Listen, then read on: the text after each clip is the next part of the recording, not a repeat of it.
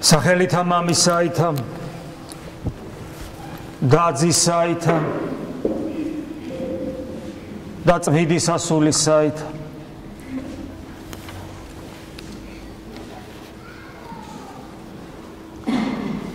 თქვენ გახსოვთ, როდესაც უფალი ავადმყოფებს კურნავს პეტრეს სახლში როცა არის მისული. შემდეგ მათ დატოვებს, ანუ ამ სოციალურ მსახურებას დატოვებს. იქ რა თქმა უნდა მრავალი დარჩებოდა, რომელიც ადამიანურად ის ყველასთან ხო ვერ მივიდოდა, ყველა მასთან ვერ მივიდოდა და ამიტომ მრავალი შეიძლება დარჩა კურნების გარეშე. დატოვებს ხალხს და მიდის. და მოწაფებს განუმარტავს, რომლებსაც ალბათ გულისიტყვა ექნებოდა თუ რატო დატოვა უფალმა ეს ხალხი. განუმარტავს, წარვიდეთ, რომ ვიქადაგო, რამე თუ ამისთვის მოვივლინე. ანუ სიტყვის სახურება არის ერთ-ერთი უმნიშვნელოვანესი ქრისტიანულ ცხოვრებაში. სიტყვის სახურება ევქარისტიასთან ერთად არის უმნიშვნელოვანესი. და როდესაც ქრისტიანობის გავრცელებას რაიმე პრობლემა აქვს, ეს პრობლემა უმეტესად შინაგანია ხოლმე. შინაგანი, როდესაც ჩვენ აი ამ ორ ყველაზე მნიშვნელოვანს არ აღვასრულებთ. სახურება სიტყვისა და რა თქმა უნდა ევქარისტია. არ აღვასრულებთ ხარისხიანად. ხოლო უხარისხოთ აღსრულებული, რა თქმა უნდა იმ შედეგის მომტანი არ იქნება. ადამიანებსაც აქვთ მოთხოვნილება ღვთის სიტყვის მოსმენის. დღეს, როდესაც სოციალურ ქსელებში შეხვალდა, თუ გარეთ არ იყურები და გარეთ ხალხთან ურთიერთობა არ აგაქვს, შეიძლება გული გაგისკდეს და იფიქრო, რომ უკვე ანტიქრისტე გამეფებულია, იმიტომ რომ კაცი აღარ დარჩა. ელია თესბიტელივიჩ შეიძლება თქვა, რომ კაცი აღარ დარჩა. ადამიანი აღარ დარჩა მთელს ისრაელში, ანუ მთელს საქართველოში ამ შემთხვევაში. უფლის ერთგული. იმდენად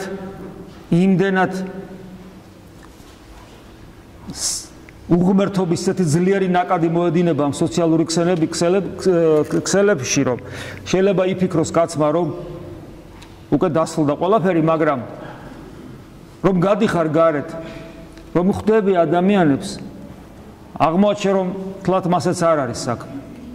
საქართველოში ძალიან მრავალი ადამიანია, რომელსაც წყურიათ ღვთის სიტყვა.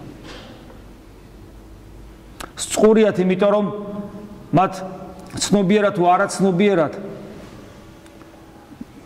მათ აქვთ იმედი, რომ ეს მათ ჭირდებათ, ეს მათ ნუგეშმისცემს, დაამშვიდებს, რაღაც ახალ რეალობაში გადაიყვას ამ უღმერთო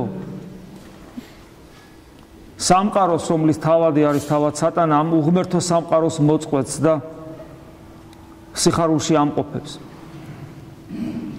ნუგეში ჭირდება ადამიანს და ამ ნუგეშის სწორედ ღვთის სიტყვაში ელოდება. მე მინდა ერთი ადგილი აღმოგიკითხოთ წმინდა წერილიდან, ეს არის პავლე მოციქულის ეპისტოლე, მეორე ეპისტოლე კორინთელთა მიმართ, პირველი თავი.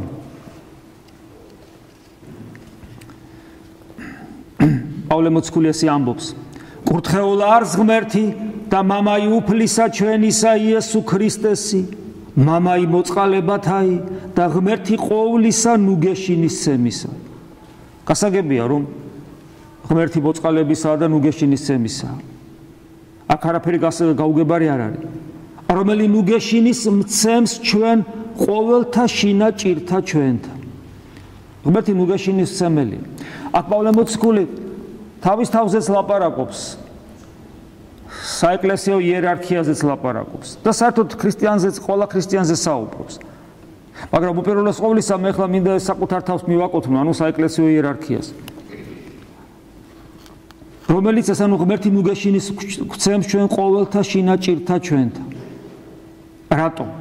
ჯერ ერთი იმიტომ რომ ჩვენ საცხოვნებლად თავისთავად ცხადია, მაგრამ არა მარტო იმისათვის რომ ჩვენ ცხოვნდეთ. არამედ იმისათვის, რასაც ახლა აღმოვიკითხავ, რათა შევძლოთ, რათა ჩვენ შევძლოთ ჩვენცა ნუგეშინის ცემად ყოველთა მათ ჭირვეულთა. ნუგეშინის ცემითა მით, რომლითა ნუგეშინის ცემულ ვართ ჩვენ ღვთისა მიერ. ანუ ჩვენ ნუგეშს ღმერთი იმიტომ კი არ გვცემს, რომ ჩვენში დარჩეს მხოლოდ და დამთავრდა, არამედ ჩვენ ვალდებულნი ვართ, რომ ნუგეშინის ყველა გაჭირვებულ ადამიანს და ვინ არ არის გაჭირვებული.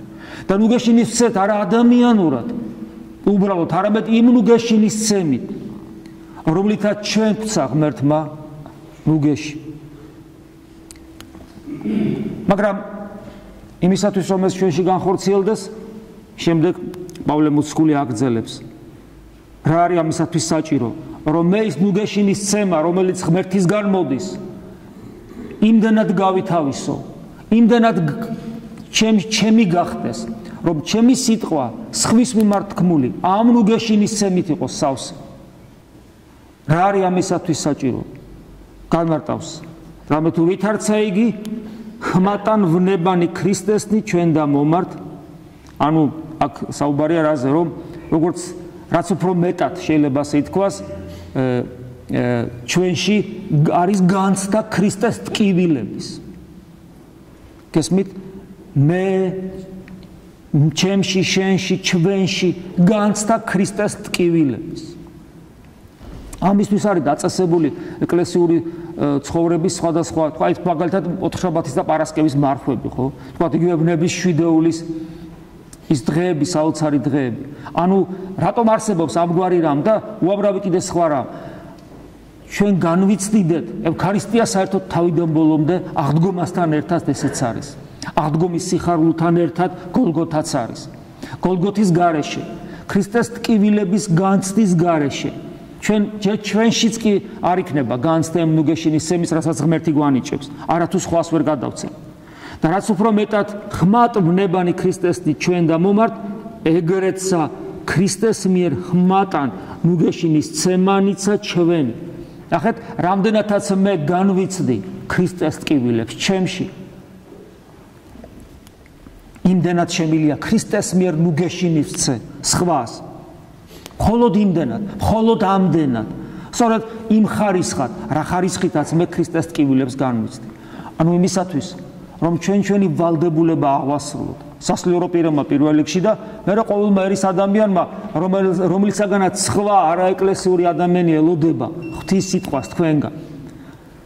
იმისათვის, რომ ჩვენ ეს აღვასრულოთ, იმისათვის, რომ ჩვენ ნუგეშინის ცეთ სხვას, იმ ნუგეშინის ცემით, რა ნუგეშითაც ჩვენ ღმერთმა ნუგეში გვცა და რა თქმა უნდა აქ ჩდება კითხვა, მე განვიცდი კი ღმერთისაგან ნუგეშს. მაქვს კი ეს ნუგეშინის ცემა ღვთისაგან თუ არა მაქვს? და თუ მაქვს,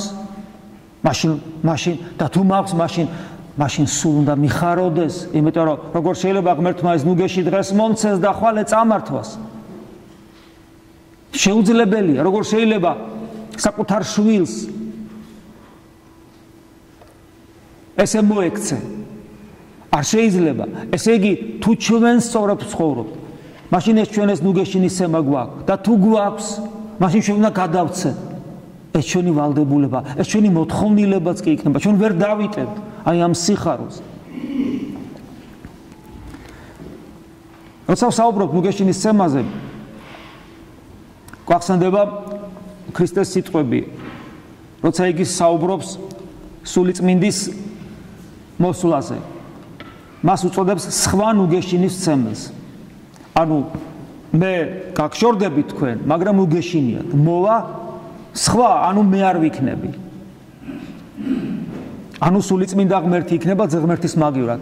მაგრამ ისიც ნუგეშინის ცემელია, იმიტომ რომ ნუგეშინის ცემის მადლი სულიწმინდას ძღმერთს და მამა ღმერთს ერთ და იგივე აქვს.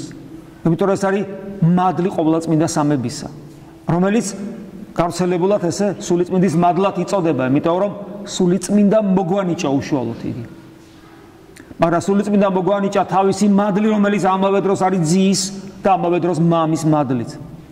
აი ეს ნუგეშინის ცემელი, რომელსაც უფალი საუბრობს, არის სულიწმინდა და როცა საუბარია ნუგეშინის ცემაზე, რომელიც ხორციელდება, აღესრულება მადლით, ღვთის მადლით, ღვთაებრივი ენერგიით, ჩვენ უშუალოდ გვეძლევა სულიწმინდის მადლის მიერ. სულიწმინდისა, რომლის მოწვევასაც, რომლის მოფენასაც დღეს ვიხსენებთ, რომელსაც ჩვენ დღესასწაულობთ. სულთმოფენობის დღესასწაულზე, რომელიც რა თქმა უნდა ვიცით, რომ ეს ეკლესიის დაბადების დღეა, იმიტომ რომ მას შემდეგ რაც სულიწმინდა გარდამოვიდა, სწორედ მას შემდეგ ადამიანებს ეძლევათ საშუალება პიროვნულ დონეზე განიღმთონ, იმიტომ რომ ადამიანებს ეძლევათ საშუალება პიროვნულ დონეზე მოიხვეჭონ სულიწმინდის მადლი და მოხდეს მათი განხთობა. როდესაც ადამიანი ამგვარად ცხოვრობს, ესეთი ადამიანი ღვთის მხილველია. მე წაგიკითხავთ კიდევ ერთ ამონარი წმინდა წერილიდან, კვლავ კორინთელთა მიმართ ეპისტოლე, მეორე ეპისტოლე, მესამე თავი. ხოლო ჩვენ, ანუ ქრისტიანებზე საუბრობს პავლე მოციქული, საკუთარ თავზე და იგივე ჩვენზე. ხოლო ჩვენ ყოველნი განცხადებულითა პირითა დიდებასა უფლისასა განვიცდით. ეს სიტყვები რას ნიშნავს? და თუ ჩვენ ესე არა ვართ, ჯერ ჩვენ ქრისტიანები არა ვართ. პავლე მოციქული ქრისტიანებზე ამბობს, რომ ჩვენ ღვთის დიდებას განვიცდით, ვხედავთ, არა ხორციელი თვალით ხედვაზე არ არის აქ საუბარი. აქ საუბარია სულის მიერ, გულის მიერ ხედვაზე. ჩვენ ვხედავთ ქრისტეს. ჩვენ ვიცით არა მარტო ვწამს რომ იგი არის და გვჯერა, არამედ ჩვენ ვხედავთ, ჩვენ ვიცნობთ მას. ეს არის ის კადმიერი გამონათქვამი, რომლის გამოთქმის უფლებაც ქრისტემ ჩვენ მოგვანიჭა. იმიტომ მოვიდა ის ადამიანად. მე თქვენთანა ვარ ვიდრე აღსასრულამდე სოფლისა. ჩვენ ეს უფლება მოგვანიჭა. სხვა საკითხია ჩვენ ამ უფლებას როგორ ვანხორციელებთ ჩვენ ცხოვრებაში. სხვა საკითხია როგორ ვიყენებთ ჩვენ ამას. აი ამ საოცარ ღირსებას, რომ ჩვენ ხედავდეთ ადამიანად მოსულ ღმერთს, მთელი ჩვენი შინაგანი სამყაროთი. და პავლე მოციქული ამბობს, რომ ჩვენ ყოველნი განცხადებულითა პირითა, ცხადია ჩვენთვის, დიდებასა, უფლისასა განვიცდით. და შემდეგ აგრძელებს, მასვე ხატსა, ანუ როგორიც არის და ჩვენ მისი ხატნი ვართ. ნახეთ რა საოცარ ამას ამბობს, აი როგორ ჩანს ეს დინამიკა, რომელიც კიდევ ერთხელ გვარწმუნებს, როგორც კი ჩათვლი, რომ შენ განვითარება სულიერ ცხოვრებაში დაასრულე და ამას სიტყვიერად კი არ ამბობ ამას, არამედ შენი ცხოვრების წესით გამოხატავ. არა გაქვს მოთხოვნილება, რომ არათუ კიდევ მეტი იმუშაო, არამედ უნდა გქონდეს განცდა იმისა, რომ არაფერი არ გაგიკეთებია და უნდა გჩიოდეს და უნდა გწყუროდეს ქრისტე. და უნდა გქონდეს განცდა, რომ ვერაფერი ვერ მოახერხე და ეგება აი ამ წამიდან დავიწყო. აი ეს განცდა, ეს შინაგანი მდგომარეობა. დაინახეთ ეს დინამიკა როგორ ჩანს, მასვე ხატსა ქრისტეზეა საუბარი. მივიცვლებით, ანუ მისკენ მივისწრაფით, ანუ აქ უბრალოდ წინსვლა კი არ არის, წინსვლაზე კი არ არის საუბარი მივიცვლებით, რომ ნაბიჯის წინ გადავდგით. არამედ ეს მივიცვლებით გარდაცვალებასაც გავს, რომ თითქოს კვდები შენ ამ სოფლისათვის და სხვა სამყაროში გადადიხარ. შენში კვდება ძველი ადამიანი და შენ ახალი ადამიანი ხდები. ანუ აქ არა რაოდენობრივ ცვლილებაზეა საუბარი, არამედ აქ თვისობრივ ცვლილებაზეა, ხარისხობრივ ცვლილებაზეა საუბარი. ანუ სხვა არსება ხდები. მივიცვალებით დიდებითი დიდებად. ვითარცა იგი უფლისაგან სულად, ანუ ღვთის სულით დიდებითი დიდებად. ანუ ეს გაუჩერებელი პროცესია. ჩვენი მეტამორფოზის დაუსრულებელი პროცესი, რომელიც აქვე უნდა დაწყებული იყოს. აი ეს არის ნაყოფი აი იმ მდგომარეობისა, რაზეც ჩვენ ვსაუბრობთ. როდესაც ჩვენ ქრისტეს ტკივილებს ჩვენ თავში ვატარებთ პავლე მოციქული სხვა ადგილასაც ამბობს ამას რომ იგი ქრისტეს ტკივილებს ქრისტეს წყლულებს ატარებს თავის თავში ესე ამბობს პავლე მოციქული და თუ ჩვენ რაც მეტი ხარისხით განვიცდით ქრისტეს ტკივილებს ჩვენში ეს განცდა თეორია არ არის ეს განცდა არც ის ემოციური განცდა ლათინელებს რო ჭირთ რომ იოგას მსგავსად ფსიქიურ ტრენინგს რომ იმართავენ და ხელებზე და ფეხებზე სტიგმატები ანუ ჭრილობები რო უჩნდებათ არც ეს ემოციური განცდა ემოციური განცდას ქრისტიანობა საერთოდ არ ჭირდება ნებისმიერი იოგი დასვი და ნებისმიერ ფსიქოსომატორი ტრენინგით ნებისმიერ რამეს მოიწევს გვერდზე ჭრილობას გაიჩენს და ჯვარცმასაც მოახერხებს ამაზე არ არის საუბარი საქმეც მაგაშია რომ ამაზე არ არის საუბარი აქ აცილებთ უფრო სიღრმისეულ მსგავსებას და სიღრმისეულ განცდაზე ქრისტეს ტკივილების განცდა უფრო სიღრმისეული უნდა იყოს ის სულიერი უნდა იყოს და სულიერი როცა სულიერი განცდა ტკივილებისა აი ამ სპექტაკლს არ დადგავს რომ ჭრილობები გამიჩნდეს არ ჭირდება ანუ ეს ისტერიული მდგომარეობა არ ჭირდება ეს ფსიქოსომატური ვარჯიში არ ჭირდება სხვა რამე ჭირდება ამას და ეს სხვა რამე იცით რა არის ქრისტეს გავდე შენი შინაგანი სამყაროთი და როგორც ხშირად გვითქვავს ამ სამყაროს ქრისტეს თვალებით უყურებდე ამ სამყაროს ქრისტეს თვალებით ყურება გაცილებით უფრო რთულია ვიდრე ხელზე სტიგმატების გაჩენა რომლის შემდგომაც შემდეგ შენ ტაშს გიკრავენ როგორც წმინდანს იმიტომ რომ ამ სამყაროს ქრისტეს თვალებით ყურება ეს ისეთი სულის ტკივილია როცა ხედავ როგორ გმინავს კაცობრიობა უღმერთობის დემონური მდგომარეობის წნეხის ქვეშ და გმინავს ისე რომ შესაძლებლობაც კი არ ჩანს მათი შველისა და გამოსწორებისა როგორ აღჭობს ის წინა ისტორიული გველი ნელ-ნელა ამ სამყაროს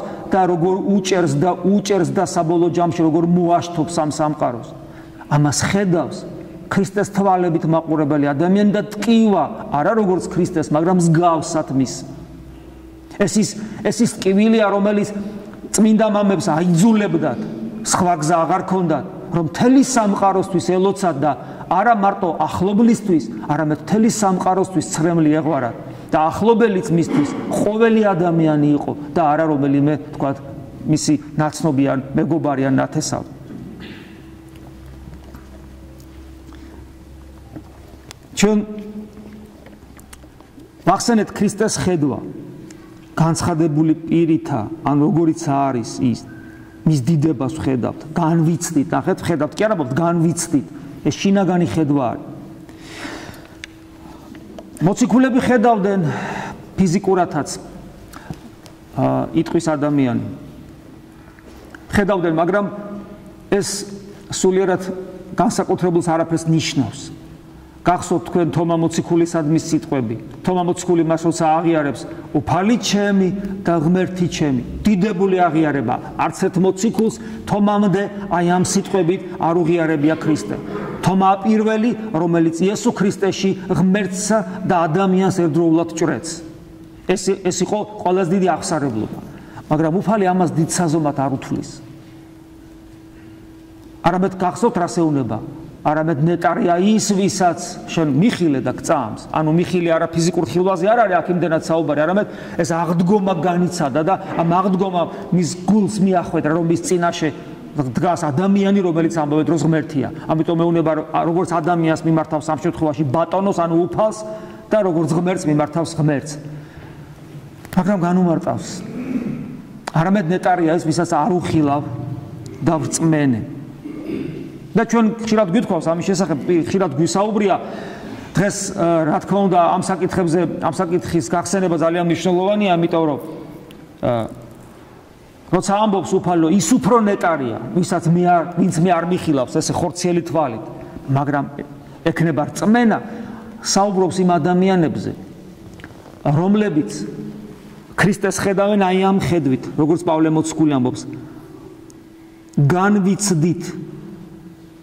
განვიცდით უფლის დიდებას განცხადებულად აი ამაზე საუბრობს თავად პავლე მოციქულმაც ესე იხილა მას ხორცში მყოფი უფალი არ უხილავს თუმცა ერთ რეგიონში ცხოვრობდნენ ადრეს გვითხოვს თვით მოციქულებიც კი იგივე თომა მოციქული, რომელიც აღიარებს მას ღმერთად და ადამიანად და ყველა დანარჩენი მოციქული, რა თქმა უნდა, მასთან ერთად. იმ ნეტარების ხილვით არ ხედავენ, რომელზეც უფალი ამბობს, არამედ ნეტარია ის, ვისაც არ უხილავდა რწმენა, ჯერ მათ ეს ნეტარება არ აქვთ. ნეტარება ეს არის ღმერთთან მყოფობის დამახასიათებელი სიტყვა. გახსოვთ 9 ნეტარება და კიდე სხვა მრავალ ადგილას არის ეს სიტყვა ნეტარება, ანუ ბედნიერება, რომელიც უშუალოდ ღმერთთან მყოფობის გამო ეძლევა ადამიანს და არა სხვა რამის გამო. ეს ნეტარება, ეს ამ შემთხვევაში ეს ის ბედნიერება, რომელსაც ღმერთის გარეშე ვერ მოიპოვე. აი ამ ბედნიერების, ანუ ამ ნეტარების გამცდელები ჯერ მოციქულები ჯერ კიდევ არ არიან. და რა, თითქოს ყველაფერი მოხდა, ადამიანურად ამაზე მეტი რა უნდა მოხდეს. მათი მოძღვარი გაცოცხლდა. ანუ მათ წინაშე არის ზეიმი სიცოცხლისა და სიმართლისა. ამ ყველაფერს ხელით ეხებიან, ხო? ეს და ანუ ისეთი იმედი აქვთ. მარადიული სიცოცხლისა, რომელიც არჩევთ ჩვენთაგანს არ აქვს და არ შეიძლება ვინმეს კონდეს. მაგრამ მათ არ აქვს ჯერ ის ნეტარება, რომელზეც უფალი ამბობს. კიდევ ვიმეორებ, აი ეს ნეტარება, ვისაც არ უხილავდა რწმენა. რა ნეტარებაზე საუბრობს? და ხშირად გვითხოვს, ეს ნეტარება, ამ ნეტარ მდგომარეობაში, ეს მოციქულები, რომლებიც ხედავენ მკვეთრით აღდგარ მაცხოვარს და შემდგომ ამაღლებულს, ხდებიან სულთმოფენობის ჟამს. აი დღევანდელ დღეს, რასაც ვიხსენებთ. დღევანდელ დღეს მოხდა ეს. იმიტომ რომ ის რაც მათ გარეთ მომხდარია, მათი შინაგანი საკუთრება ხდება. მათი შინაგანი საკუთრება ხდება, სულიწმინდა გარდამოდის. იესო ქრისტეში ადამიანური ბუნება განიღმრთო ადამიანური ბუნება, მაგრამ ეს ჩემი პიროვნული საკუთრება არ არის. ბუნებითად პოტენციას ჩემი ბუნება განხთობილია უკვე. ჩემი ნაწილი, იმიტომ რომ ქრისტე ჩემი ნაწილიც არის, იმიტომ რომ ის ადამისგან არის. მე ადამის ნაწილი ვარ. მეც და ქრისტეც ორივენი ადამის ნაწილი ვართ. ორივენი. ამიტომ ქრისტე ჩემი ნაწილია, ბუნებითად ესია. მაგრამ რადგან იგი პიროვნულად არის ღმერთი, ანუ როგორც სუბიექტი ის არის ღმერთი, რადგან მისი ადამიანური ბუნება განიღმრთო, იგი ხდება ახალი ადამი და დასაბამს დაუდებს ახალ განახლებულ კაცობრიობას. ამიტომ მიუხედავად იმისა, რომ მე და ქრისტეს ერთი ბუნება, ადამიანური ბუნება გვაქვს, იმიტომ რომ იგი დაცემული ბუნების თვისებებით მოვიდა. მიუხედავად ამისა, იგი რადგან განღთობილია და ამაღლების შემდეგ სრულად განღთობილია, ნუ განღთობის ორი ეტაპია, როგორც გითხარით, ჯვარცმამდე და ჯვარცის შემდგომ ამაღლების ჩათვლით, მე უნდა გავითავისო, უნდა მივიღო და ჩემი გავხადო ის და გავხდე უკვე, მე ის ხო ჯერ ქრისტე გახდა ჩემი ნაწილი, იმიტომ რომ მე ადამი ვარ. მე ვარ ადამი, ყოველი ადამიანი ადამია, ხო? ჯერ ის გახდა, ზეღმერთი გახდა ჩემი ნაწილი. და ეხლა მე უნდა გავხდე მისი ნაწილი, ანუ ახალი ადამიანის ნაწილი მე უნდა გავხდე, ანუ მე უნდა გავითავისო. გესმით და ეს რომ მოხდეს, სულიწმინდა ღმერთმა განასრულა მამის ნებით და ზეღმერთის მიერ აღსრულებული მამის ნება აღასრულა ძემ და სულიწმინდამ ეს აღსრულებული საქმე, რომელიც მამის ნებით წამოიწყო, ზეღმერთმა, სულიწმინდა ღმერთმა განასრულა და ეს განსრულება მდგომარეობს იმაში, რომ გარდამოვიდა რა? მომცა ყოვლადწმინდა სამების ენერგია. მომცა ყოვლადწმინდა სამების ენერგია, ანუ ჩვენ მას მადლს უწოდებთ და მომცა მთელი სისავსი. და მომცა შესაძლებლობა, რომ ჩემმა პიროვნებამ თავში მიიღოს და მოიხვეჭოს სულიწმინდის მადლი, ანუ ენერგია, ანუ ყოვლადწმინდა სამების მადლი და დაიწყოს ჩემი პიროვნული განხთობა. აი ამით მე ხვდები ახალი ადამიანის ნაწილი. რა თქმა უნდა, ჩვენ ამას ვანხორციელებთ ლოცვით და წმინდა ზიარებით უპირველეს ყოვლისა, მაგრამ კიდევ ვიმეორებ, ჩვენ ამაზე იმიტომ საუბრობთ, რომ მხოლოდ თეორიული ცოდნით და მხოლოდ ღვთისაგან მოცემული მადლით ეს არ გამოვა, თუ ჩვენ გაცნობიერებულად ღვთისაკენ წინ არ მივდივართ. ამიტომაც ამბობს, რომ ნეტარია ვისაც არ უხილა და ვრწმენე, ხოლო ჩვენ სწორედ ისინი ვართ, ვისაც ხორციელი თვალით არ უხილავს, მაგრამ გვწამს ისე, როგორც უნდა გვწამდეს, თუ ჩვენში სულიწმინდა არის. და აი ამ შემთხვევაში მაშინ ჩვენ და მოციქულები ვართ ერთნაირ მდგომარეობაში და ჩვენ დღევანდელ დღეს გაცილებით აღმატებულ მდგომარეობაში ვიმყოფებით ვიდრე მოციქულები სულიწმინდის გარდამოსვლამდე. ამიტომ ჩვენ რასაც სახარებაში ვკითხულობთ მოციქულებთან დაკავშირებით სანამ მათზე სულიწმინდა გარდამოვიდოდა ჩვენი მდგომარეობა გაცილებით აღმატებულია დღეს ვიდრე მათი მდგომარეობა სულიწმინდის გარდამოსვლამდე.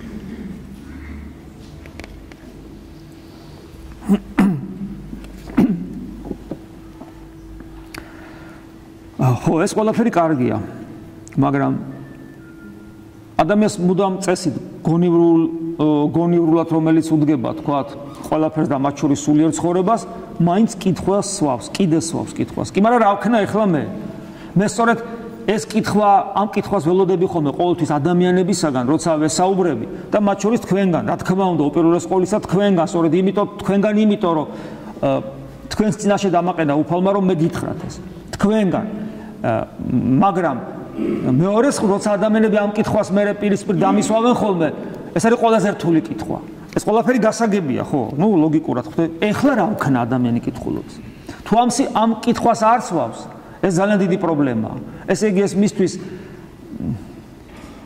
ისეთი უინტერესო თემაა ამით თავის გადაღლა რა საჭიროა აი მე თქვი ახსარება დილას წავიკითხე ლოცვები ახლა ვეზიერები თავი დამანება მე ჩემი საქმეები მაგრამ ეხლა რა თქმა უნდა ადამიანი ამ თავის შინაგან მდგომარეობას ესე კი არ გააფორმებს მაგრამ ეს შინაგანი მდგომარეობა ცხოვრებაში ძალიან კარგად ჩანს ამას გაფორმება არ ჭირდება ზოგიერთ შემთხვევაში ჩვენს გვეტყობა ხოლმე ეს მასე არ არის სამწუხაროდ გვეტყობა ხოლმე მაგრამ თუ ადამიანი ამ კითხვას დასვავს და აბსოლუტურად სამართლიანად და სწორედ ეს უნდა გააკეთოს ეხლა რა ვქნათ პასუხი ამაზე ძალიან რთულია იმიტომ რომ ლაპარაკი ადვილია, საქმე ძნელია, ეგ ერთი და მეორე. პასუხი მარტო იმიტომ კი არ არის რთული პასუხი, რომ ჩვენ ტრადიციებს მოწყვეტილი ვართ და ჩვენთვის ქრისტიანობა სამწუხაროდ როგორც თეორია ისე მოვიდა და პრაქტიკულად ჩვენ ნაბიჯებს ეხლა ვდგავთ. მარტო ამიტომ არა. რომც ვიცოდეთ ბოლომდე, უფრო სწორედ ბოლომდე როგორ შეიძლება ამის ცოდნა, მაგრამ რომც ხუთოსანი მოწაფეები ვიყოთ იმ სკოლისა, რომელსაც ქრისტიანობა ქვია, მაინც გაგვიჭირდება ამაზე პასუხის გაცემა, იმიტომ რომ ეს ყველაფერი, რაზეც ჩვენ საუბრობთ, ბოლომდე სიტყვით არ გამოითქმება. ეს უფრო ცხოვრების წესით, განცდით, სიტყვითაც ნაწილობრივ, მოკლედ ეს საკმაოდ რთული. ამიტომ ჩვენ ძალიან ბევრ ვსაუბრობთ ამის შესახებ და წმინდა წერილიც, აი ესე პირდაპირ და წმინდა მამებიც, რომლებიც შემდეგ წმინდა წერილის ამ სიტყვებზე დაყრდნობით საუბრობენ, ესე თქვათ, კაც რეგლამენტირებულ, თქვათ, ცხრილს ან გზას ან გრაფიკს არ იძლევია, რომ აი ეს გააკეთე და ყველაფერი კარგად იქნება. აქ შენი პიროვნული მაძიებლობა ძალიან ძლიერად უნდა იყოს ჩართული. აი უფალი დღევანდელ სახარებაში ესე ამბობს. იესო ღაღატყოდას თქვა. ანუ აი ღაღატყოდას როგორც ადამიანმა ხო როგორ აღმოსთქვა ძლიერად, ხმამაღლა, მნიშვნელოვან რამეს ამბობს, როგორც დიაკონი ამბობს, სიბრძნით, აღემართენით, მსგავსი რაღაცაა ეს და ამბობს. უკეთუ ვისმეს წყუროდის. როგორი სიტყვებია ხო? ვისაც წყურია და თუ წყურია და თუ არ აქვს წყურია და აქ წყურია თუ არ წყურია ჯერ ესეც რომ არიცი ადამიანმა ხო არიციან წყურია თუ არ წყურია ხო ვისაც წყურია და ეს უკვე ადამიანს აფხიზნებს მე წყურია თუ არ წყურია და კი მაგრამ რა უნდა მწყურდეს რა ღმერთი უნდა მწყურდეს წყურია ღმერთი ბოლოს როდის მახსოვდა ღმერთი როდის მახსოვდა ღმერთი ამ დროს მახსოვდა იმ დროს რომ გავიღვიძე მახსოვდა რომ ჭამდი მახსოვდა როდის ანუ წყურია თუ არ წყურია სამი დღე რო წყალი არ დაგალეინო როგორ დაგავიწყდება მე წყალი სულ წყალი გეხსომები წყურია თუ არ წყურია და ამიტომ უფალი ამბობს ვისაც წყურია უკეთუ ვისმეს წყურდეს ამიტომ გვიყვეს ხოლმე რომ რა კარგი ადამიანია და ეკლესიურად ვერაფრით ვერ დაიწყო ცხოვრება აი თითქოს ერთი ნაბიჯი აი სულ ანგელოზი იყოს ფთებ გამოსხმული თუ მას ღმერთი არ წყურია ქრისტეს არათუ ზურგში აქცევს არამედ თუ შეაწუხებს ქრისტე ჯვარსაც აცვავს და იყურებს ჯვარსაცვიო სულ რომ ანგელოზი იყოს ამაშია საქმე ეს არის აი ეს გასაღები თუ ადამიანი რატომ არ ხდება ქრისტიანი არ არის წყურია მოვედინ ჩემ და ვისაც წყურობდის და სვემდინ, ანუ მოდით ჩემთან და დალიეთ და რომელს არ წმენეს ჩემი და ვინც მერე ირწმუნებს და რწმენა სწორედ ეს არის, რომ წყურია მიხვალ და დალებ. აი რწმენა არის აი ეს პროცესი, რომ წყურია მიდიხარ და სვავ და ანუ მუდამ ამ დაწაფებული ხარ ამ საოცარ მადლის წყაროს. და შემდეგ ამბობს, რომელს არ წმენა, აი ესეც სარწმუნოების განმარტებაა, ჩვენ რომ ვფიქრობ ხოლმე ჩვენ მორწმუნენი ვართ და თუ მორწმუნე ხარ, სწორედ ეს ხდება შენში. წყურია და მუდამ გინდა რომ დალიო, მუდამ გინდა რომ დაწაფებული იყო. რომელს არ წმენეს ჩემი, ვითარცა თქვა წიგნმა. ეს ძველი აღთქმის სიტყვებს იყენებს მაცხოვარი ამ შემთხვევაში, ვითარცა თქვა წიგნმა დინარენი მუცლისა მისისგან. წმინდა იონე ოქროპირი და მამები განმარტავენ, რომ ამ შემთხვევაში მუცელში იგულისხმება გული. დინარენი მუცლისა მისისაგან დიოდიან, წყლისა ცხოველისან, ანუ გულიდან გამოვლენ ცოცხალი წყლის დინარენი. შემდეგ გვახსენდება ჩვენ ეს იოანეს მე-7 თავია და გვახსენდება იოანეს მე-4 თავში სამარიტელ დედაკაცს როგორ ეუბნება გაიხსენეთ, წყალი, რომელიც მე მივსცე მას იქმნეს მის შორის წყარო წყლის, ანუ წყარო წყლის, წყარო, ფეთქავი, რომელიც საიდანაც გადმოდის წყალი, რომელიც ვიდოდეს, რომელიც მიედინება ცხოვრებად საუკუნოდ, რომელიც მიედინება მარადიული სიცოცხლისკენ. ხედავთ მორწმუნის მახასიათებელი როგორია? და იოანე ანუ როგორია, რომ შენს გულში ფეთქავს ცოცხალი წყლის წყარო, რომელიც მიედინება მარადიული სიცოცხლისაკენ. თუ ეს შენში არ ხდება, შენ ქრისტიანი არ ახარ და ეს სიტყვები ეკუთვნის წმინდა სვიმონ ახალ ღვთისმეტყველს, ვინც თავის თავში ამ წყაროს ვერ განიცდის. და აი ამ წყაროს როცა განიცდი, აქედან მოდის სულის დუღარება, მოუკლებელი ლოცვა, მარადიული სიხარული. აი აქედან მოდის ეს ყველაფერი. ანუ ეს რეალობაა. თუ ეს არ არის, სვიმონ ახალი ღვთისმეტყველის სიტყვები ძალიან მკაცრია. მაგრამ განაის თავისას ამბობს, აგერ რწმენაზე საუბრობს. და თუ გრწმენალ, თუ ვისაც წამსო, აი ეს ხდებაო, რომელს არ წმენეს და მაშინ მისი გულიდან იწყებს ფეთქვას ცოცხალი წყალი, რომელიც მარადიული სიცოცხლისკენ მიედინება, შენს გარეთ მიედინება. ეხლა გვიკვირს სიტყვები იგივე წმინდა სერაფიმე საროველისა, შენ თუ ცხონდები, შენს გარშემო ათასები ცხონდებიან. გვიკვირს ზოგიერთი წმინდა მამის გამონათქვამი, რომ ესეთი ადამიანი ხდება ვითარცა ღმერთი, შემოქმედი მრავალი ადამიანის ვითარცა ღმერთი რამე თუ ის მის გარშემო მყოფ მრავალ ადამიანში ახალ ადამიანს აღმოშობს, როგორც პავლე მოციქული ამბობს, შობიარობის ტკივილები მქონდა, სანამ თქვენში ქრისტე არ გამოისახებოდა. ანუ ესეთი ადამიანი შობს ახალ ადამიანებს, ანუ ქრისტეს საქმის გამგზელებელია, ჩვენ თანამუშაკნი, ანუ თანამშრომელი ვართ ქრისტესი. რას ნიშნავს თანამუშაკობა, თანამშრომლობა, რას ნიშნავს ქრისტეს საქმის გამგზელება? სწორედ ამას ნიშნავს. და არა თეორიას, რომ ვისაუბროთ ქრისტეზე, ჩვენ ქრისტეზე არ ვსაუბრობთ, ჩვენ ქრისტეს ვესაუბრებით და სულიწმინდის მადლის წყარონი ვხვდებით და თუ ეს არ ხდება ჩვენში და თუ ჩვენ მხოლოდ ქრისტეზე ვსაუბრობთ, ჩვენ პროტესტანტები ვართ მართლმადიდებელ ეკლესიაში. ანუ უმადლოდ სიტყვის უმადლო მქადაგებლები ვართ, რაღაც ისტორიას ვიხსენებ მადლმოსილ ორგანიზმში. და წარმოგიდგენიათ რა საშინელებაა, როდესაც მადლმოსილ ორგანიზმში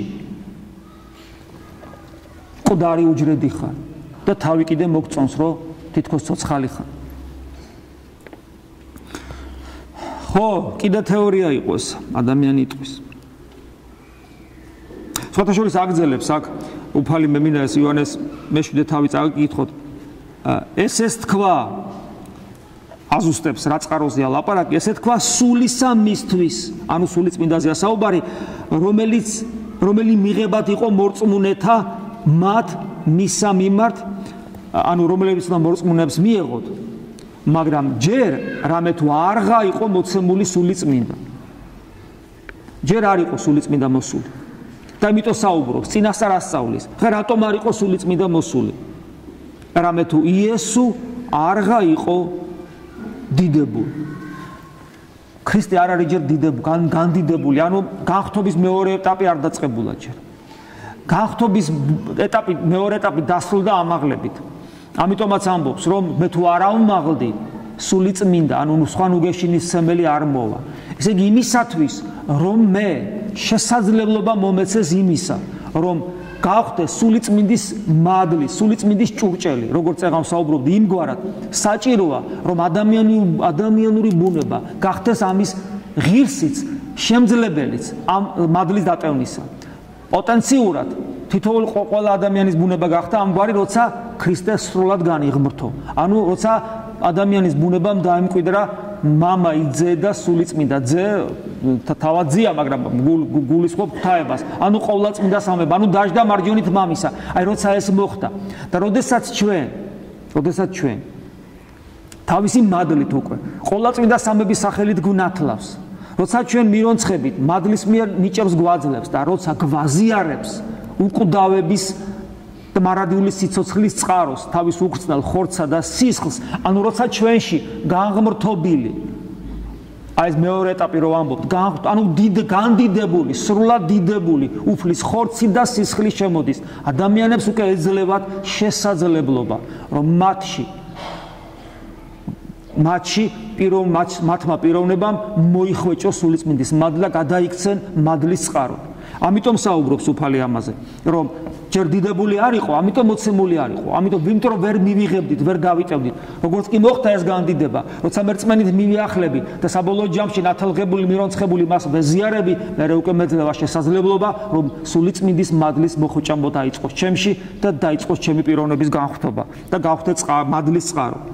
და როდესაც ადამიანს ამგვარი რამე იწყება, მე მას მისი სიტყვა და მისი ცხოვრება საერთოდ მსგავსი ხდება ქრისტეს. და ნახეთ როგორი იყო ქრისტესი, უნდათ რომ დაიჭირონ უფალი. ეს ისევ იოანეს სახარებაში დღეს აღმოვიკითხეთ. უნდათ რომ მიიყვანონ მღვდელთავრებთან, მსახურებსაც გააგზავნიან, მაგრამ ვერ მოკიდებენ ხელს და მე ეკითხებიან, რა არ მოიყვანეთ იგი? ეუნებიან მსახურებს ეს მღვდელთავარნი, რატო არ დაიჭირათ, რატო არ მოიყვანეთ? როცა ის ქადაგებდა იქ ტაძრის ეზოში. მიუგეს მსახურთა და რქვეს. ნახეთ რა პასუხია საოცარი. არასადა ვინ იტყოდა კაცი ესრეთ ვითარცა ეს კაცი. არავის არ ულაპარაკია ესე როგორც ეს კაცი ლაპარაკობს. აქ თქვენ გონიათ რა სიბრძნის მეტყველებაზეა საუბარი? არა. აქ სინაგოგაშიც რო შევა და უკვირდათ რომ ეს ჩვეულებრივი მოძღვარივით კი არ საუბრობდა, არამედ მის სიტყვას ძალა ახლდა. აი ამ ძალმოსილებას გრძნობენ. ეს სიტყვები ძალიან მნიშვნელოვანია ჩვენთვის. ჩვენ უნდა შეგვეძლოს ძალის, ანუ მადლის განცდა ღვთის სიტყვაში. თუ ეს არ შეგვიძლია, ჩვენ ძალიან შორს ვართ ღვთისაგან.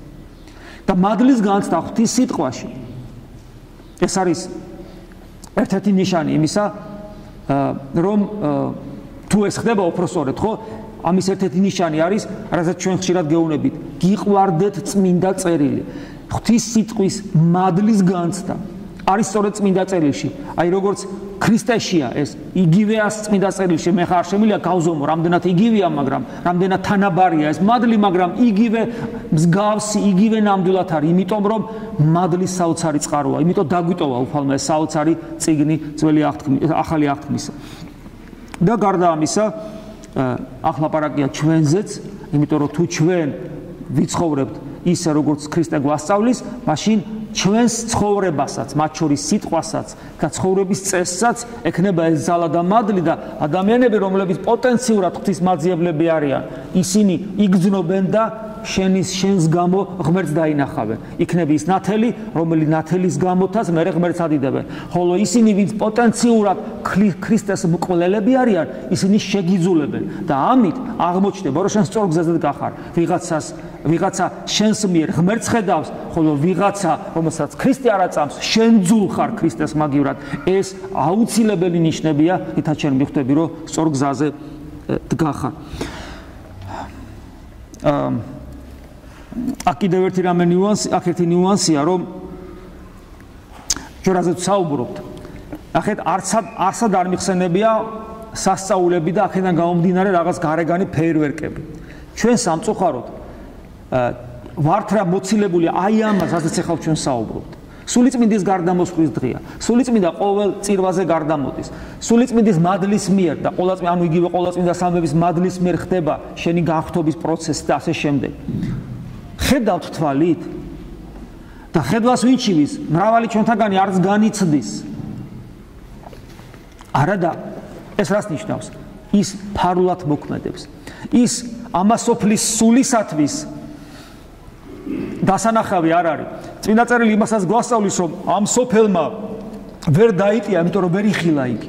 გახსოვთ იოანესი ამბობს, ვერ იხილა. რატო ვერ იხილა? იმიტომ რომ ამასოფლის სულს არ აქვს უნარი დაინახოს სულიწმინდის მადლი. ისე როგორც ცხოველს, აი ღორს მაგალითად და ძაღლს არ აქვს უნარი დაინახოს სულიწმინდის მადლი. არ აქვს. ღორს იმასაც კი ვერ გააგებინებ, რომ შენ ღორი არ ხარ და ადამიანი ხარ. ვერ გააგებინებ, ამის უნარი მას არ აქვს, იმიტომ რომ ის ღორია. ამასოფლის სულს არ აქვს უნარი ღმერთის დანახვის. არ აქვს. ამიტომ ის ვერ ხედავს. და თუ ჩვენში ქრისტიანებში ამასოფლის სული ჭარბობს, მაშინ ჩვენ ვერ ხედავთ რა ღვთაებრივ მადლს. ქრისტესადმი მსგავსებაში, მაშინ ჩვენ ვიწყებთ გარეგანის მოძიებას და გახსოვთ ქრისტეს სიტყვები, ნათესავი ესე ბოროტი და მემრუშე სასწაულს ეძებს. ესეთი ნათესავი, ანუ ესეთი მორწმუნე, ბოროტი და მემრუშე მოღალატეს ნიშნავს, იმიტომ არის, რომ ის სახელით კი არის ქრისტიანი, მაგრამ თავის ცხოვრების წესით ქრისტეს მოღალატია. ამიტომ ვერ ხედავს, მას არ აქვს უნარი დანახვისა, ქრისტესი მადლისა, იმიტომ კიდევ ვიმეორებ, რომ მოღალატია, ანუ რას ნიშნავს მოღალატე? ქრისტიანი სახელად არის, მაგრამ სულით ამასოფლის სულის არის. ამასოფლის სულს არ ძალუს დანახვა სულიწმინდის მადლის. ამიტომ ის მოქმედებს ყოველთვის თითქოს და ფარულად. ეს ის სასწაულია, რომელიც არ ჩანს და მის დანახვას სარწმუნოებრივი გმირობა სჭირდება. ამიტომ როცა ჩვენში არის ხოლმე ეს გაფაციცება სასწაულზე, ვაიმე ესე იგი მირონი გადმოვიდა ხატიდან, განა არ გადმოდის, განა არ წყინდება, განა არ ხდება, განა არ ინკურნება, ყველაფერი ეს ხდება, მაგრამ როდესაც ჩვენი სარწმუნოება ამაზე აგებულია, როცა ჩვენ გაფაციცებით ამის ძიებაში ვართ, არასწორია ეს. სადაც სულის ცხონებაზეა საუბარი წმინდა წერილში, ვერსად ვერ ნახავთ, რომ აი ეს არის მნიშვნელოვანი და მთავარი. არამედ არის ის, რაზე ჩვენ საუბრობთ, ხოლო ის, რაზე ჩვენ საუბრობთ, თვალით არ ჩანს, ხელით ვერ შეეხები, მაგრამ ის შენ არსებას ცვლის.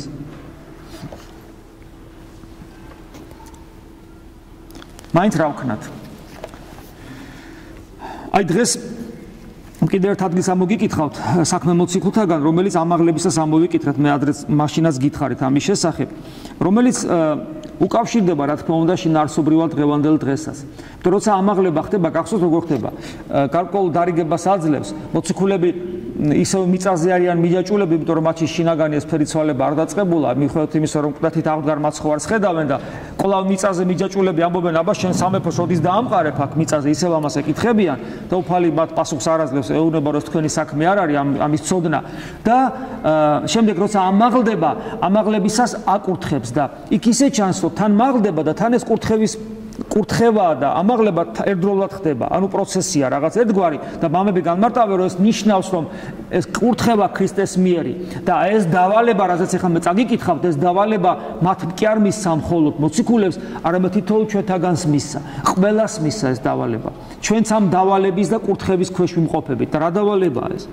40 დღეთა ეჩვენებოდა მათ და ეტყოდა სასუფევლისათვის ღმრთისა. ანუ როგორ ვიცხოვროთ? აქ საუბარია სასუფეველი ღვთისა ეკლესიაზეა საუბარი, რომელიც არის პირველი საფეხური მარადიული სიცოცხლისა და აი როგორ ვიცხოვროთ ამ ეკლესიაში, რა არის ყველაზე მთავარი?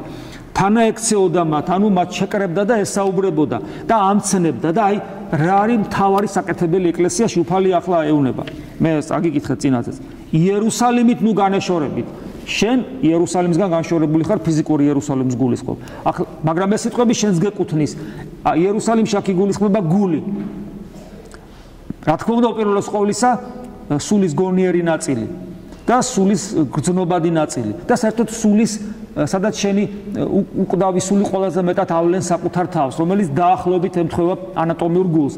გულზეა საუბარი, იგივე 50 ფსალმუნში, როცა ფსალმუნის ბოლოს იერუსალიმზეა ლაპარაკი, რომელსაც ზღუდე უნდა შემოვალოთ, აქაც გულზეა საუბარი და არა იმ ფიზიკურ იერუსალიმზე და ჩვენც ესე ვიგებთ იერუსალიმით ნუ განაშორებით ანუ საკუთარ გულს ნუ განაშორებით უпростоრად საკუთარ იერუსალიმით ნუ განაშორებით ანუ იერუსალიმში იყავით საკუთარი გულიდან ნუ გამოხვალთ ეს არის ჩვენი დავალება ეკლესიაში ანუ იცხოვრეთ თქვენ შიგნით არამედ ანუ არ გამოხვიდეთ არამედ მოელოდეთ ანუ იყოს თქვენ გქონდეთ მოლოდინის მდგომარეობა ეკლესიაში ჩვენ ვართ შიგნით ჩვენს გულში ეკლესია აქ არ თავდება რომ გადიხარ იქაც ეკლესიის ნაწილი ხარ შენ გაგ მოლოდინის მდგომარეობა შენ შიგნით შენს გულში და რა მოლოდინის მოელოდეთ აღთქმასა მამისასა რომელი გესმა ჩემგან აქ ლაპარაკია თითოეული ჩვენთაგანის პირად სულთ მოფენობაზე როდესაც შენი გული გარდაიქცევა მადლის წყაროთ საიდანაც გარდამოედინება მდინარე რომელიც მიედინება მარადული სიცოცხლისაკენ სანამ ამ მდგომარეობაში არ მოვალთ ჩვენ არ გვაქვს ის მდგომარეობა რაც მოციქულებს ჰქონდათ სულიწმინდის გარდამოსვლის მერე მიუხედავად იმისა რომ ჩვენ ნათელღებულნი ვართ მირონცხებულნი ვართ და მაზიარებელნი ვართ იმიტომ რომ ეს ყველაფერი დიდი მადლია ჩვენზე მოსული მაგრამ ჯერ კიდევ უფლისათვის ჩვენი ნებით გულის კარები არ გაგვიღია და აი ეს არის ის საკეთებელი საქმე რაც ჩვენ უნდა ვაკეთოთ და როდის იქნება ეს არ ვიცი სხვათა შორის წმინდა წერილშიც არ უთხრა არ განუმარტა რომ ეს იქნება ხვალზეგ მაზეგ დაელოდეთ და ისინი ტაძარში იყვნენ და იყვნენ სულ ლოცვაში ელოდებოდნენ არ იცოდნენ როდის მოხდება და ჩვენც არ ვიცით როდის მოხდება მაგრამ ჩვენ უნდა ვიყოთ დღემუდამ უფლის ძიებაში აი ეს არის ჩვენი საკეთებელი და ეს საკეთებელი კიდე იმდენად თავარი საკეთებელია, როდესაც ჩვენ მრავალი პრობლემით მოვდივართ ხოლმე ეკლესიაში და მრავალი პრობლემით წავსდგებით ხოლმე ღვთის წინაშე და როდესაც მრავალი პრობლემით მივიახლებით წმინდა ზიარებას და ხშირად ჩვენი გული რაღაც სათხოვარს აღავლენს, როცა ვეზიარებით მაშინ, როცა ჩვენს ბაგეებში უწმინდესი ხორცი და სისხლია და მადლით ხარ ახსავსე და შენი ბაგეებიც მადლით არის ახსავსე, მიუხედავად ჩვენი უღირსობისა, მაშინ ჩვენი გული და ხშირად ამოდის ხოლმე უპირველესი სათხოვარი ჩვენი რაც ჩვენ ყველაზე მეტად გვტკივა და ძალიან ხშირად არ გვახსოვს ყველაზე მთავარი სათხოვარი.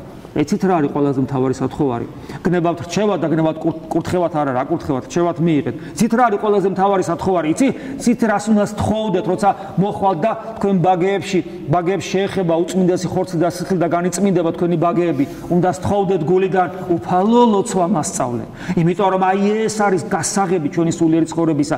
ლოცვა მასწავლე ანუ დამკვიდრდით ჩვენს გულში, რომელსაც ველოდები ამდენი ხანია ეკლესიურად ცხოვრობ და ველოდები და ელოდები მაშინ როცა შიგნით ცხოვრება სწავლობ. აი ეს უნდა სთხოვო. და როდესაც შენ ამას ითხოვ, არ ვიცი როდის, იმიტომ რომ უფალი დროს არ გვიწესებს, მაგრამ იცოდე ერთხელაც მოხდება საოცრება, შენ აღმოჩნდება, რომ პირველი ნაბიჯი გადადგე, რასაც ლოცვა ქვია. აღმოჩნდება, რომ შენი გული გძნობს ღვთის მადლს. აღმოჩნდება, რომ ხანდახან მადლის ფეთქვასაც იგზნობ და ეს საოცარი განცდა გაგზნობინებს, რომ აი ეხლა დაიწყო შენი ქრისტიანული ცხოვრება სინანულით, სიმდაბლით, სიმშვიდით. სადაც შფოთია ეს ქრისტიანული ცხოვრება საერთოდ არ არსებობს. სიმშვიდით, სიყვარულით, თანაგზნობით, თანალმობით, უფლისათვისა და მოყვასათვის თავგაწირვის სურვილით. იესოს ლოცვის დროს ჩვენი მთავარი საკეთებელი და ჩვენი მთავარი პრობლემა. რა არის ჩვენი მთავარი პრობლემა? რა ჩვენ ნაკლებად გვაწუხებს და ჩვენ სხვადასხვა პრობლემებით მოვდივართ. არ გვაწუხებს ეს, რომ იესოს ლოცვის დროს, აი როცა ჭდებით და ლოცულობთ, უფალო იესო ქრისტე. მე ვამბობ შემიწყალე უნდა თქვა, ხო? აი როცა თქვი უფალო იესო ქრისტე, ის ტკბილი სახელი, ხო? ტკბილი იესოს ხო გვაქვს დაუჯდომელის და გალობაც. ეს ტკბილი სახელი ჩემ გულს ტკივილით და სიყვარულის ცრემლით არ დაღურის, არ იწურება. აი უფალო იესო ქრისტეს რომ ამბობ, ჩემი გული ტკივილითა და სიყვარულით ცრემლად უნდა დაიწუროს. რატო? იმიტომ რომ შენ გესმის რომ რა ცოდვილი ხარ და ღმერთმა შენთვის რა ქნა. ესე იგი გარდამოხდა და შენთვის სისხლის დაღვარა, შენთვის აფურთხეს, შენთვის აგინეს, შენთვის ჯოხი ურტყეს სახეში, სილა, შენთვის გაამათრახეს და ხორცები აგლიჯეს შენთვის და შენ ვინ ხარ წარმოიდგინე ამ დროს. ეს ყველაფერი შენთვის და ამას რომ გაიაზრებ შენი გული უნდა დაიწუროს ტკივილისაგან და სიყვარულისაგან, ცრემლად დაიწუროს და არ ხდება უფალო იესო ქრისტე. გინ ქვას უთქვია, გინმე მithქვია. მე კი ვამბობ შემიწყალე ეს რა დღეში ვარ და ასე ერთხელ, ორჯერ, 100-ჯერ, 1000-ჯერ, 100.000-ჯერ არ გამოდის. არ არის ეს პრობლემა.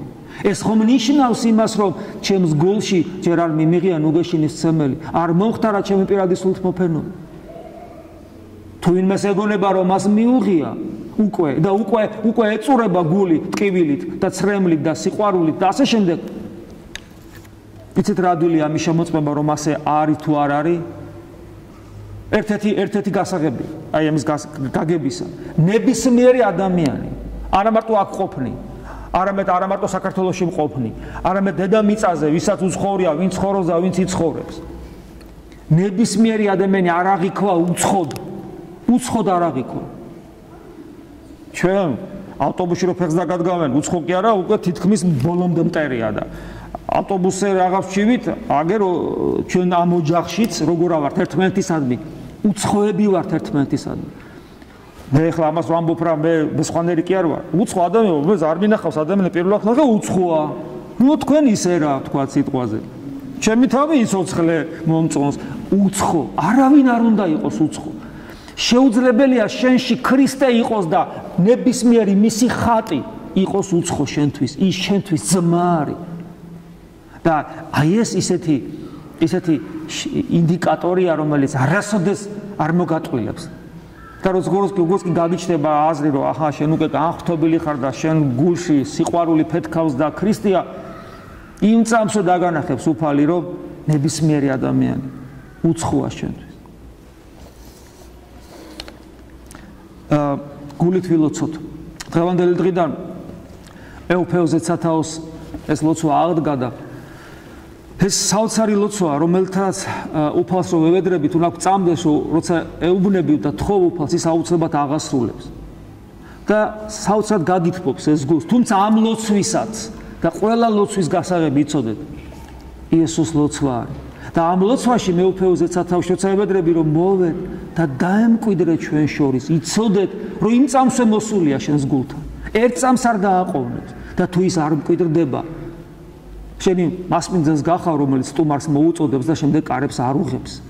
მაგრამ ამ ლოცვის კიდევ ვიმეორებ და ყველა სხვა ლოცვის გასაღები და ევქარისტიაში მონაწილეობის და ზიარების, უფალთან ზიარების გასაღებით, წმინდა წერილის კითხვის გასაღებით იესოს ლოცვა. ეს არასოდეს არ დაგვავიწყდეს. უფალი შეგვეციოს. მადლი უფლისა ჩვენისა იესო ქრისტეს და სიყვარული ღმრთისა და მამის და ზიარება სული საწმინდის იყოს თქვენ ყოველთა თან. ამინ.